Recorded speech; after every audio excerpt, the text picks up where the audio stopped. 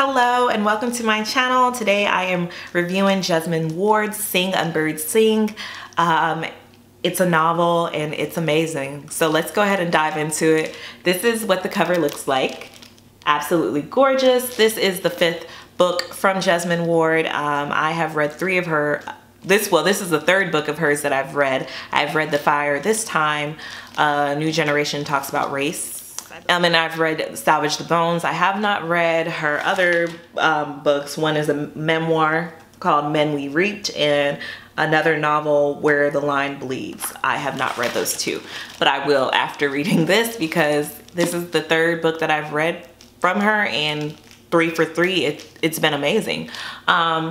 This is a fiction book, and I did get this from the library, the local library. Support it, check it out. They have all the latest novels. That's how I read so much, and I'm such a big proponent of it. I mean, it's free, it's available, it's amazing.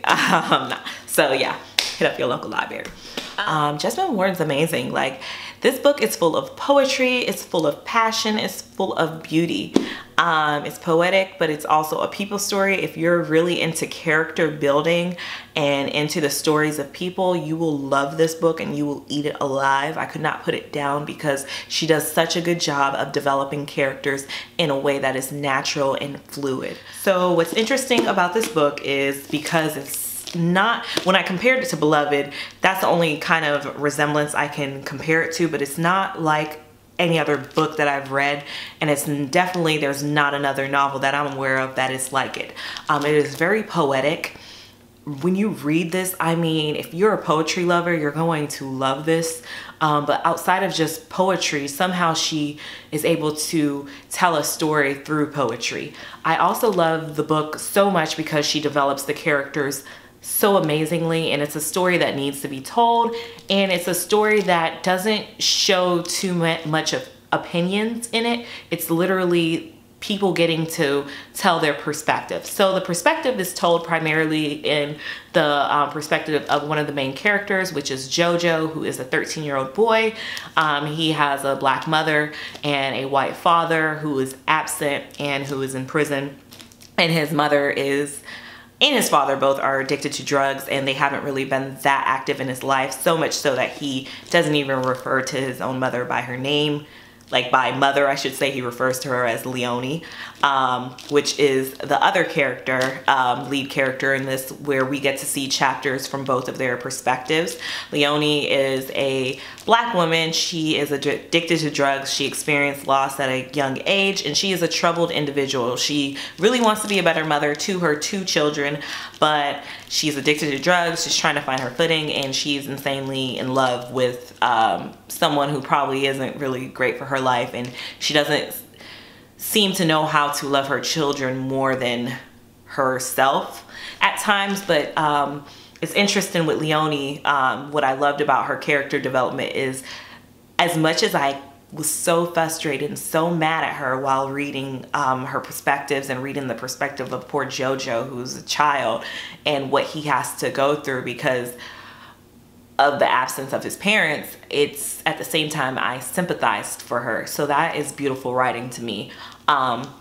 Additionally, it's interesting because Jojo, not only is he trying to find his footing and is becoming a man at 13, he also is such a protector over his younger sister Kayla, who is a toddler. I think she's probably like 2 or 3 years old, and who is more attached to him than she is to her own mother. So there's the conflict of, on one side, you know, Jojo and Kayla have amazing grandparents who are raising them, and, you know, his grandfather Pop, and he has such a great example of a strong black man in his life. But at the other end, he has the absence of his parents and his father, whom he acts as if it doesn't affect him, but in his stories it clearly affects him when you're given his perspective. And not only that, on the other side of his white father, you know, they're not accepting of him or of his mother because they are black. So there's that issue, which it's interesting because there's all these nuances of living in Mississippi or living in the South or just living in America. And there's also the aspects of growing up in a household where you're being raised by your grandparents or not being raised directly by your family.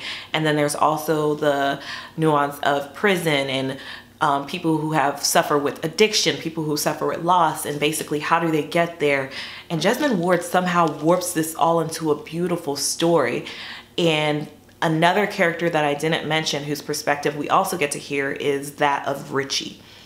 And that is a very interesting and unique perspective that's also thrown into here, which reminds me of a lot of Beloved and the haunting of people's past and the pains of the past and the pains of family and the pains of struggle and who is your family. As well as it ties into the hurt and the loss and the pains of the past and how that's very much a factor in your present and how, you know, you need healing from that and, you know, just addressing that chasm, just addressing the pain. Pain is something that's very much alive and very much real and very much haunting. And this book does an amazing job of tying that all together. You know, I actually for once don't want to go too deep into the story because I feel like the beauty of this book was being warped into all of the characters. I feel like the characters themselves were the story. And I found myself obsessed. This is 200 something pages, so it's not a long book at all. But it is a book that you will get warped into and will not put down. For me, it was very hard to put the book down and to kind of get back into reality. It's like, that's good writing when you're literally transformed into someone else's story and someone else's emotions. I felt so much while reading the book, and I can feel the different perspectives and piecing everything together, and it was just beautifully well done. Definitely one of my favorite books of the year. If you've read it, please let me know what your thoughts were on this book. I would love, love, love to hear your thoughts, as well as if you haven't read it, I highly, highly recommend it. All right, well, I'll see you guys on the next one. Love and light, and I'm gonna leave you left on red.